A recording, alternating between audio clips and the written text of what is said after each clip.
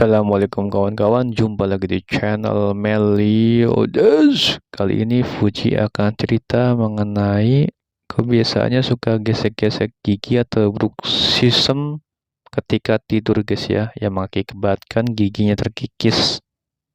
Siapa Cekidot. yang bobonya suka Tuh, gesek-gesek siapa yang gigi bobo suka harus segera ke dokter gesek-gesek gigi. Kalau gigi enggak, katanya tuh.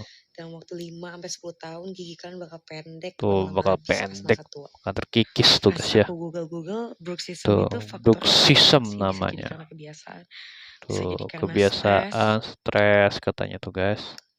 dan Itu dia rata-rata alatnya, kalau aku lihat, Mortgard namanya guys.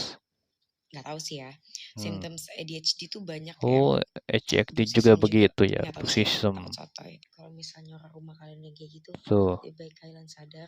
tuh, Terus kayak aku baru kali langsung ini, tuh pakai saya bobo Mortgard deh. tuh guys ya. Tuh, enak nih tinggal bobo tuh guys kalau ada pakai itu mah.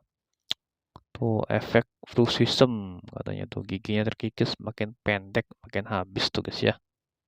Jadi bagi kalian yang emang merasa atau ada yang beritahu suka gosok gigi kalau lagi tidur tuh pakai ini Mortgard guys ya. Thank you for watching. See ya.